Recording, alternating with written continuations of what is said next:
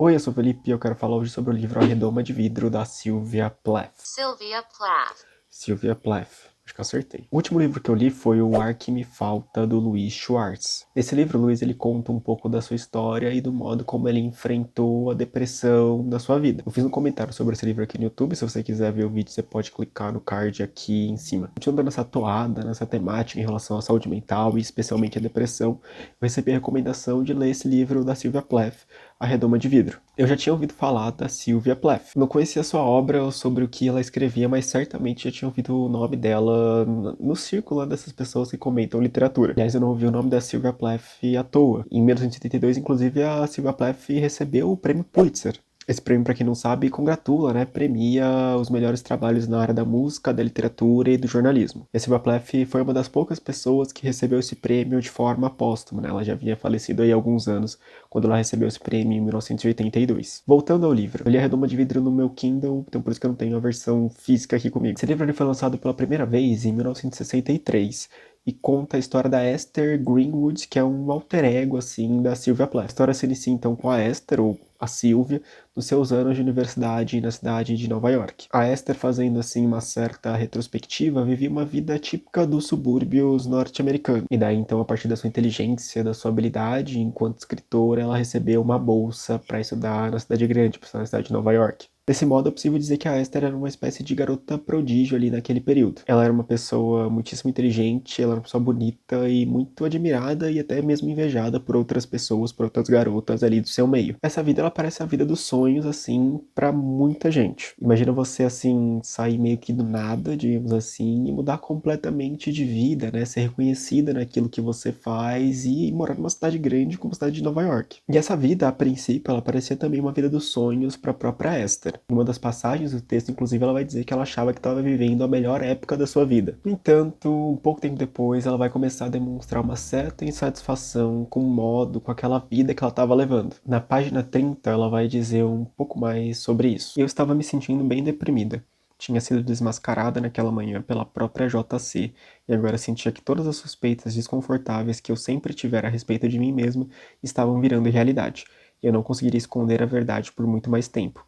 Depois de 19 anos lutando por boas notas, prêmios e bolsas, eu estava me deixando vencer, diminuindo o ritmo, caindo fora da corrida. Logo então, um livro que parecia, no primeiro instante, querer contar uma história de sucesso a respeito de uma pessoa que saiu dos subúrbios e foi morar na cidade grande, começa a mudar completamente sua narrativa e contar uma história de uma pessoa que está sofrendo, que está passando por um grave declínio mental. Para quem trabalha na área da saúde mental e prazer, eu sou psicólogo, ou para quem está mais familiarizado, né, com esses temas, logo vai notar que aquilo que a Esther está manifestando se assemelha muito com os sintomas mais clássicos da depressão. Isso fica claro logo ali no início da leitura. Ela em vários momentos vai dizer, e aqui utilizando suas palavras, imobilizada, deprimida, sem conseguir sair da cama, sem conseguir cumprir as obrigações dela até o fim, mais cansada que o normal, e esses sinais são revelados logo nas primeiras páginas do livro. E claro que essas questões elas vão se elevar ao longo da história, mas a princípio essas eram as queixas da Esther. E aqui fazendo uma espécie de virada no vídeo, eu quero voltar minhas atenções principalmente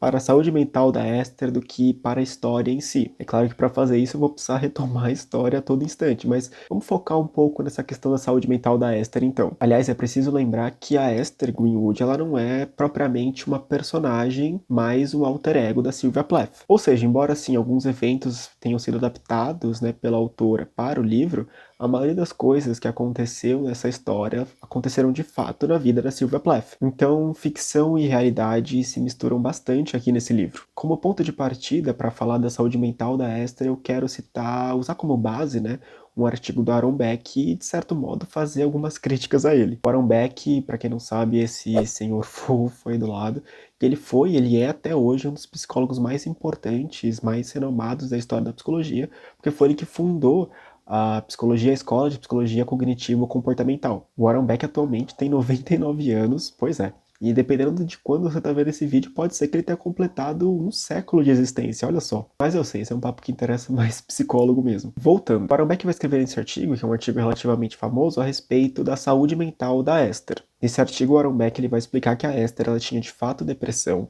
e vai explicar que essa depressão ela foi causada por dois fatores. Em primeiro lugar, a morte do pai da Esther. Isso foi algo que me chamou bastante atenção durante a leitura. Em um determinado ponto do livro, a Esther ela vai dizer que ela só foi feliz até os 9 anos de idade, que foi justamente a idade que o pai dela faleceu. Essa é uma observação assim perspicaz assim do Aaron Beck, para dizer o mínimo, mas eu tenho uma certa crítica em relação a ela. Eu não acredito que necessariamente a morte do pai tenha sido um dos fatores para o adoecimento da Esther. Quer dizer, com certeza a morte do seu pai foi um fator traumático na sua vida. No entanto, o fator que levou à depressão da Esther não foi necessariamente a morte do pai, mas o fato dela nunca ter simbolizado esse luto. A depressão, daquele tipo mais clássico, a grosso modo, vai se constituir por uma série de lutos não simbolizados. Ou seja, lutos que não foram trabalhados adequadamente por meio de rituais, como cerimônias religiosas, a cerimônia do próprio enterro em si, a reunião com amigos e familiares, né, para recordar todas aquelas histórias, ou não simbolizado simplesmente por meio da fala, do choro, do desabafo. Isso fica muito claro na página 151 do livro, quando a Esther vai dizer: "Minha mãe não nos deixou ir ao enterro porque éramos muito pequenos na época. Como ele morreu no hospital, aquele cemitério e até mesmo a sua morte sempre pareceram irreais para mim." Por jamais ter simbolizado essa morte, é como se o pai da Esther nunca tivesse tido a permissão para ir embora, como se ele não tivesse saído nunca da cabeça da Esther e passasse a atormentar ela desde então. Uma passagem mais para frente no livro, que acontece assim mais de 10 anos depois da morte do pai, a Esther vai finalmente se permitir chorar pela morte dele. Isso na história parece aliviar um pouco da dor que ela estava sentindo, que ela sentiu por todos esses anos. Então, mesmo que um pouco tarde, houve essa espécie de tentativa de simbolização e de tirar esse peso que existia no peito dela nunca ter nem ao menos chorado pela morte do pai. Voltando ao artigo do Aaron Beck, ele vai dizer que a segunda causa da depressão da Esther foi o excesso de expectativas que ela colocava sobre si mesma. Isso é possível de ser observado quando a Esther ela vai embora da cidade de Nova York, né? Ela termina ali o período de estudos dela e ela volta para a vida dela nos subúrbios. Por não corresponder às próprias expectativas, por não passar e conquistar outras bolsas de estudo, por não ter outros textos dela aprovados em outras revistas, ela começa a se sentir mal e ela começa a definhar ali na casa da mãe dela. Isso eu não tenho que discordar nem acrescentar nessa fala do Aaron Beck, eu acho que isso faz completamente sentido. O artigo do Aaron Beck, no entanto, ele vai parar por aí. Contudo, diferente dele, eu vejo que existe ainda uma outra causa para o surgimento da sua depressão. Uma terceira causa. Para mim, um fator crucial para o adoecimento da Esther era aquela cultura patriarcal na qual ela estava inserida. A discussão a respeito dos relacionamentos da Esther e as frustrações relacionadas a eles são algo frequente assim nesse livro. E é impossível então não associar esses fatores como também causas para o seu adoecimento, para o surgimento da sua depressão. Ao mesmo tempo que a Esther ela queria se envolver com alguém, ela não queria levar uma vida junto com aquelas pessoas, com aqueles homens que ela conheceu, que ela conhecia. Além de tudo, ela não queria ser aprisionada numa redoma de vidro. Olha aí o título do livro. E ficar presa numa vida de casada e dona de casa. Parecia uma vida melancólica e desperdiçada para uma garota com 15 anos seguidos de notas A, mas eu sabia que os casamentos eram assim, porque cozinhar, limpar e lavar era tudo que a mãe de Bud Willard fazia. E olha que ela era casada com um professor universitário e tinha dado aulas numa escola particular. Aqui ela, você percebe nitidamente, está incomodada com essa realidade que foi imposta a ela, assim, por meio cultural, né? Ela está incomodada ao mesmo tempo que ela tenta assumir uma posição um pouco de conformada. É como se ela quisesse dizer, isso aqui é muito ruim, mas é assim mesmo e tem que ser assim. Bud Willard, aliás, foi um dos muitos homens horríveis pelos quais a Esther ela se envolveu. Enquanto o Bud Willard ele estava ali com a Esther, ele adorava falar sobre outras garotas e dissertar o quanto tudo na vida era uma questão de força de vontade. Um babaca. Mas ainda existiram outros, né? Como um misógino que ela conheceu em Nova York, que é narrado assim de uma forma brilhante, ao mesmo tempo que perturbadora pela Sylvia Plath. Além de um caso assim totalmente patético, né? De um cara chamado Eric, que prometia que nunca transaria com sua esposa, que hipoteticamente seria a Esther, porque ele considerava o sexo como algo sujo, como algo errado. E por isso ele dizia que ele nunca transaria com a Esther e apenas com prostitutas. Olha só que ideia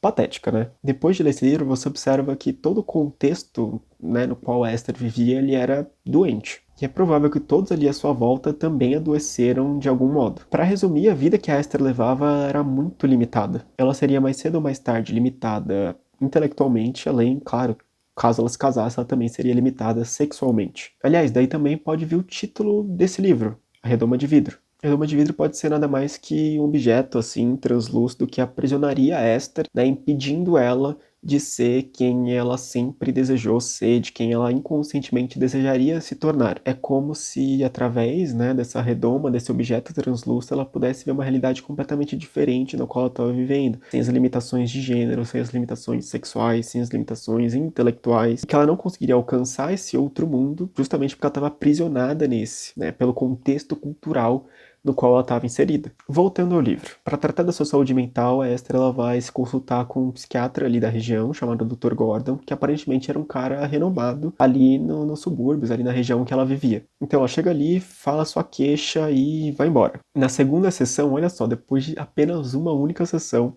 o Dr. Gordon ele vai chegar à conclusão e vai dizer para Esther que a melhor coisa para ela seria passar por uma terapia de eletrochoque. O eletrochoque era e continua sendo, de certa forma, uma prática válida para se tratar os casos de depressão. No entanto, eu preciso deixar claro que o eletrochoque deve ser sempre o último recurso a ser utilizado. Então você não pode, assim, num segundo atendimento, já falar autoritariamente, né, para o paciente tomar esse tipo de terapia. E o pior, né, a decisão sobre esse tratamento é toda decidida pelo Dr. Gordon. A Esther ela não tem nenhuma escolha a respeito da sua integridade física, da sua integridade mental, a respeito da sua própria vida. O Dr. Gordon simplesmente fala que aquele é o melhor tratamento para ela aceita, afinal, bom, ele é médico, talvez ele entenda mais disso do que eu. Aquilo, é claro, não funciona, não tinha como funcionar e gera um trauma gigantesco na vida da Esther. Veja, então, a Esther, ela, naquele momento, ela poderia se submeter a outras formas de tratamento. A psicanálise, por exemplo, já era uma prática bastante conhecida naquele período. E se ela não gostasse de psicanálise, já existiam outras abordagens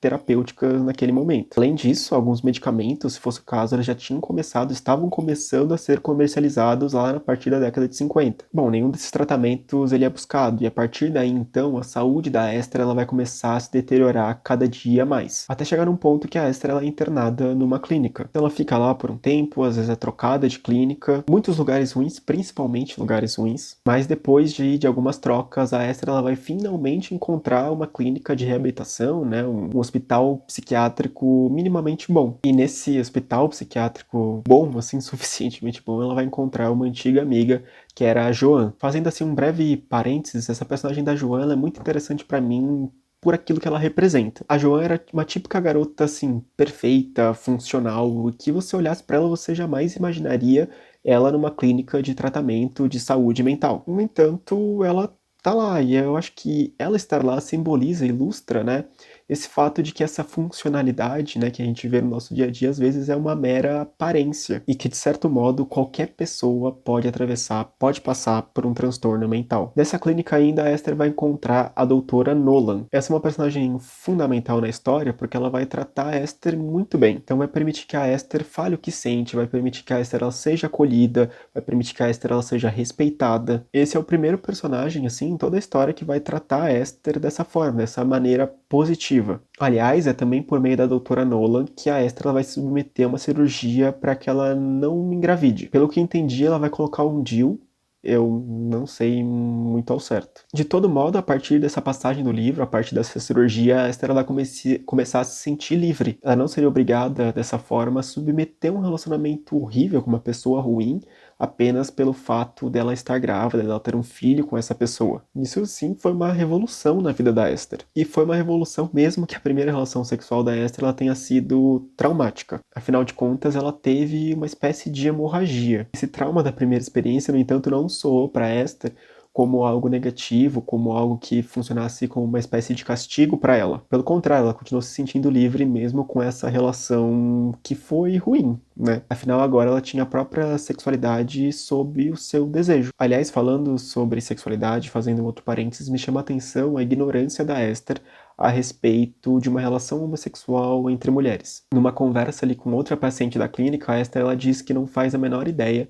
de como é que funcionaria uma relação homossexual entre duas mulheres. Isso demonstra, a meu ver, que a Esther ela nunca soube, assim, ela nunca pôde usufruir de prazer numa relação sexual. Ela não se conhecia anatomicamente, para dizer o mínimo. Por fim, o livro vai terminar com a Esther, né, indo em direção a uma conversa, uma entrevista com o pessoal que manda ali naquela clínica psiquiátrica, para ver se ela poderia sair de lá e voltar à vida dela em sociedade. Então você vê que ela melhorou bastante a partir dali, e em especial, principalmente pelo fato dela passar, né, desde então, se sentir mais livre sexualmente, e dela finalmente experienciar uma relação de respeito, de cuidado, de amor, de carinho que a doutora Nolan teve por ela. E é por isso que esse livro ele é tão importante, ele é tão bom para a gente entender questões relativas à saúde mental. Mais do que simplesmente não se sentir bem, existia toda uma história por trás de todos aqueles sintomas que a Esther apresentava. Essas histórias, quando ouvidas, compartilhadas e ressignificadas, elas puderam trazer um pouco mais de paz interior, um pouco mais de conforto para a vida da Esther. Sobre o livro. Esse livro é fantástico em termos de construção de personagem. Achei ele interessantíssimo, acho que até fundamental para pessoas que são psicólogos ou que trabalham e gostam da área da saúde mental. Aqui a gente pode ver, como eu disse, os vários discursos que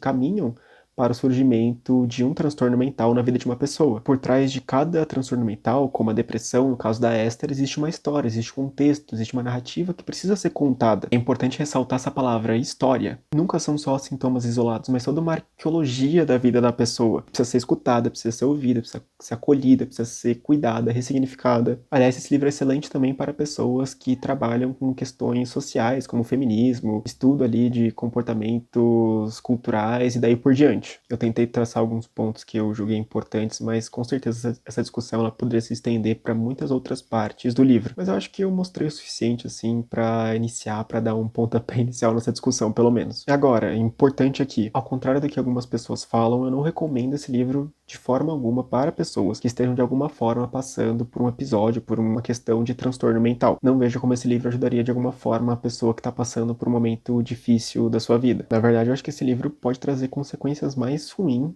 do que boas. Não é um livro fácil de ser digerido, ainda mais quando você se identifica, você passa a se identificar com o personagem da Esther. Então, nesses casos, aí fica a minha sugestão de não ler esse livro. Se você quer ler um livro de uma pessoa, né, um relato confessional de uma pessoa passando por questões de ansiedade, de depressão, eu não recomendo esse, mas eu recomendo O Ar Que Me Falta, do Louis Schwartz. Inclusive, eu gravei o vídeo e até coloquei o card em algum outro momento do vídeo. Para finalizar, então, eu vou dar para esse livro uma nota 9. É um livro ótimo, é um livro muito bem escrito, mas eu sugiro que você fique atento aí às minhas recomendações. Por fim, eu queria também indicar minha página no Instagram, @FelipeBorgesPC, em que eu compartilho ali alguns conteúdos relacionados principalmente a questões de ansiedade e a questões de depressão, além de divulgar o meu trabalho enquanto psicólogo clínico. Então, se você tiver curiosidade, tiver esse interesse, fica a recomendação para você seguir a minha página também. Então, eu acho que é isso. Eu vou terminar por aqui. Se você gostou desse vídeo, se você tem algo a acrescentar, se você tem algo a discordar, se você acha que eu faltou falar alguma coisa importante, escreve aqui embaixo para mim, eu vou adorar ler a sua opinião,